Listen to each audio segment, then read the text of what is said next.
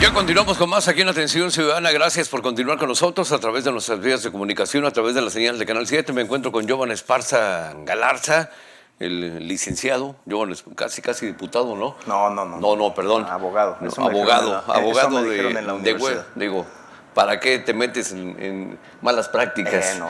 No, ¿verdad? Pues, a lo mejor aquí venimos a Atención Ciudadana. Luego vamos a dejar un abogado. Es correcto. Buenos días. Buenos días, Jovan Esparza Galarza, integrante de la Federación Mexicana de Colegios de Abogados. Vamos a compartirte, Jovan, y también a la audiencia, a la población, sobre esta situación que se evidenció en un jardín de niños contra un menor con autismo. Escuchamos, vemos, y ya después que nos comente Jovan Esparza su apreciación desde la perspectiva de las leyes. Que tomemos la palabra inclusión como de verdad se maneja, o sea, ser inclusivos, y un niño neurotípico o neurodivergente debería de tener un espacio seguro para asistir a clases, o sea, no debería de ir con miedo a la escuela. Desde inicios de marzo, Berenice ha emprendido una búsqueda de justicia tras denunciar presuntos actos de discriminación contra su hija, una menor de edad con diagnóstico del espectro autista, en un nivel 2 de apoyo. Los hechos, señala, habrían sido cometidos por una docente del Jardín de Niños 20 de Noviembre, perteneciente al Sistema Educativo Estatal Regular y ubicado en el barrio de Tlaxcala de la capital potosina. Mi niña empezó a comentarnos que se reían de ella sus compañeritos, entonces cuando preguntamos el motivo, el por qué, ella nos refiere que la maestra le empuja al piso y la deja sentada en el piso y le impide tomar asiento en su silla. Entonces eso fue lo que empezó a causar risa entre los niños. La niña nos sigue contando que la docente, cuando no hace caso, le jala su ropa, le pega en las manos. Entonces yo dije, creo que no es correcto ni para un niño con autismo ni para un niño neurotípico. Según la versión de la progenitora, la educadora recurría a supuestas prácticas de manipulación para evitar que la infancia expresara lo que sucedía en el plantel. La misma docente los violentaba y era como de, ok, no vayas a decir nada, te portaste bien, ten un obsequio. O sea, a mi niña se lo hizo en 2 ocasiones, a la niña nos relataba eso, o sea, es que ya antes de irme me dio un globo para que yo no dijera nada. Aunque ha acudido a diversas instancias en busca de justicia, considera que las acciones implementadas son insuficientes. Tengo carpetas de investigación en Fiscalía, en Procuraduría, ya existe una queja en el SER, y pues por parte de directivos de la escuela yo no he obtenido alguna respuesta, algo que cuide la integridad de mi hija. En la institución únicamente retiraron a la docente del grupo, pero ella todavía hasta la semana pasada seguía paseándose por toda la escuela, literalmente. Señala que aparentemente no es la primera vez que sucede un hecho similar con la misma docente. Y años anteriores existe el antecedente de otra mamá que también fue a poner una queja al SER, pero de igual manera no se le hizo nada a la docente. Frente a este panorama, la madre exige la destitución de la directora del plantel, así como la de la maestra involucrada. De la maestra y de la directora, porque la maestra fue quien violentó, sí, pero la directora es quien se ha encargado de encubrir toda esta situación. O sea, ella estando al pendiente, sabiendo las situaciones que estaban suscitándose en la escuela, jamás hizo nada. Con imágenes de Cruz Briones, Sofía Mayela Mata, para Atención Ciudadana. Pues adelante, mi estimado Jovan, ya escuchaste. Sí, mira, definitivamente este es un tema a todas luces definitivamente delicado. Delicado en razón de lo siguiente. Tengo la experiencia profesional y la experiencia personal de lo que es tener un hijo con ciertas cuestiones especiales. Y es muy triste, señora Berenice, que las instituciones las autoridades educativas se vean rebasadas en estas fechas por este tipo de situaciones y que no tengan la capacidad plena de poderlo atender. Mire, esto es muy sencillo de entender. Si en muchas de las ocasiones no se tiene la preparación plena para atender a tanto número de alumnos, imaginémonos alumnos con situaciones especiales. Definitivamente, señora Berenice, va a ser mucho su cabalgar en esta situación. Tiene que tener una mente muy abierta, una mente filosófica para todas las series de situaciones que se le avecinan y que se vienen. Yo le diría que siga en esa lucha.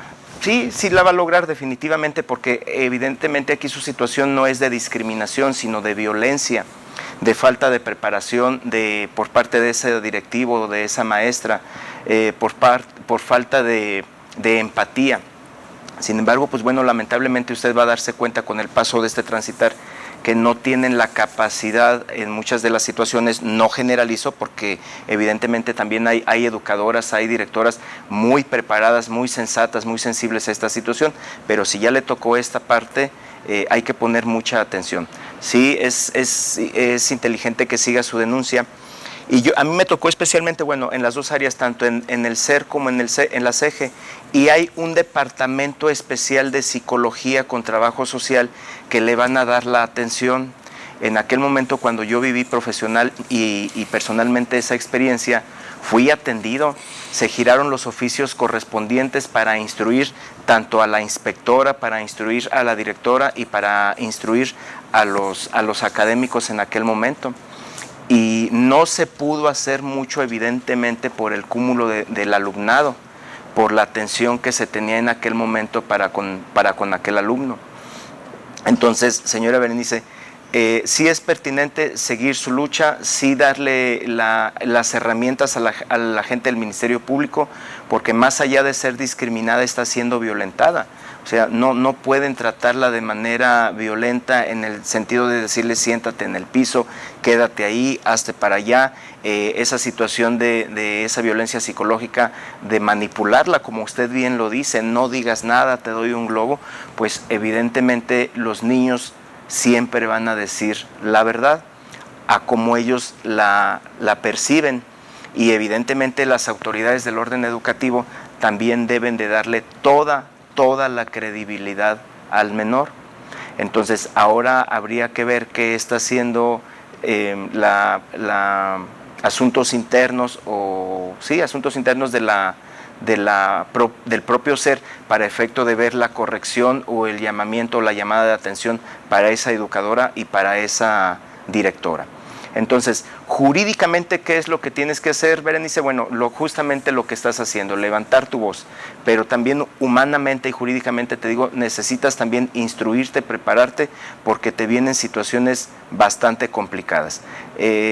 También nosotros como padres tenemos que ser sensatos, tenemos que ser empáticos a que si tenemos un hijo con una situación especial, difícilmente va a recibir una educación especial, inclusive en una escuela pública.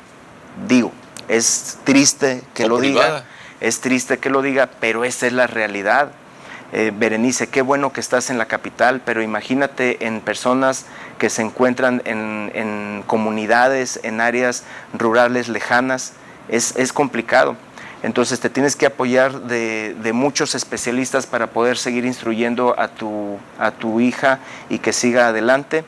Y pues bueno, estamos abiertos para escucharte también en este foro jurídico y poderte ayudar y enseñarte y mostrarte los caminos que debes de seguir para efecto de que seas escuchada, que sea escuchada tu hija y que haya los protocolos pertinentes para poder hacer los grupos, las escuelas especiales para este tipo de situaciones. ¿Que no las hay? Que no las hay. No, sí hay atenciones en el SER, sí hay la atención en la CEGE, sí lo hay, pero no hay escuelas especiales. Ni públicas ni privadas. Privadas sí hay. Lo que pasa es que aquí se tiene que tener ciertas atenciones. Por ejemplo, tienes que atender lo que te diga el neurólogo, lo que te diga el psiquiatra en caso de que vaya tu hija con este especialista, lo que te diga el psicólogo, el neuropsicólogo. Entonces tienes que tener actividades fuera de casa. Sí tengo conocimiento, por eso te digo que me gustaría que te acercaras con nosotros, porque sí tengo conocimiento de que hay actividades particulares. He tenido profesionalmente asuntos en donde un niño de 9 años con síndrome de Asperger va 3 veces a la semana a su escuela normal y va 2 veces a la semana a una escuela inclusiva.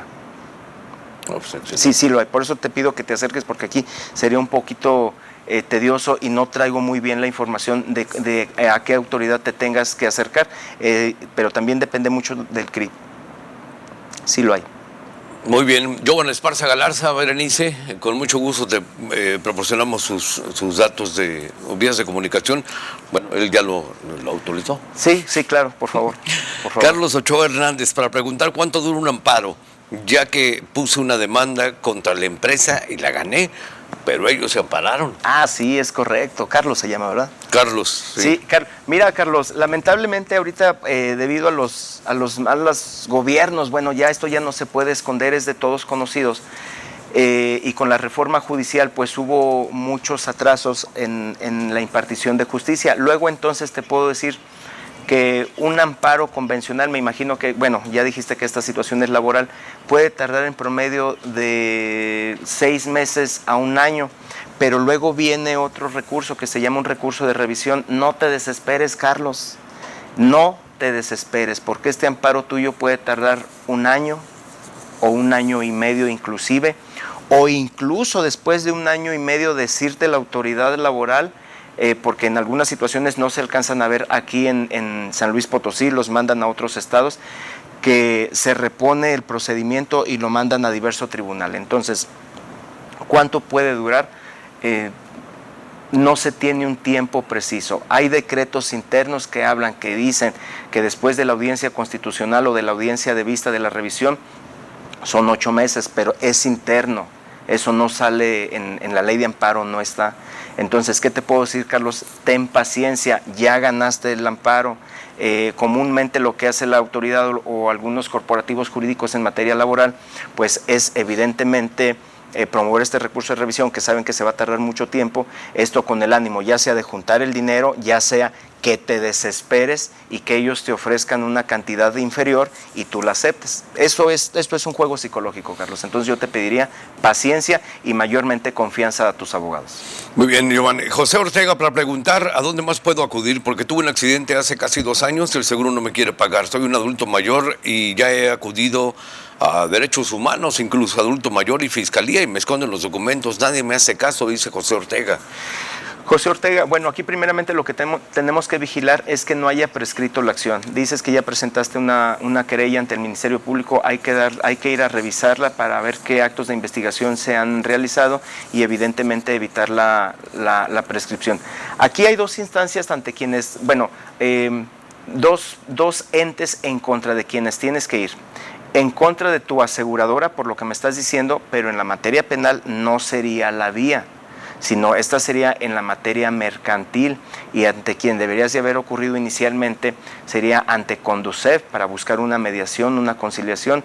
Luego de ahí, en caso de no llegar a un acuerdo y se te dejan a salvo tus derechos, entonces sí ya acudes a la materia civil. Esto es así, ¿por qué? Porque tú hiciste un contrato con una aseguradora. Ahora, por otra parte, con relación a las posibles lesiones y a la reparación del daño de la que puedes tener ese derecho, pues sí tienes que ir en contra de la persona que te causó esos daños.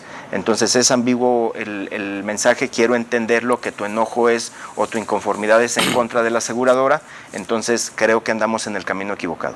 Muy bien. Giovanni Esparza Galarza, gracias por acompañarnos. Muchísimas gracias, estamos a la orden y pendientes. Gracias. Estamos de vuelta con más. Esto es Atención Ciudadana, ya regresamos.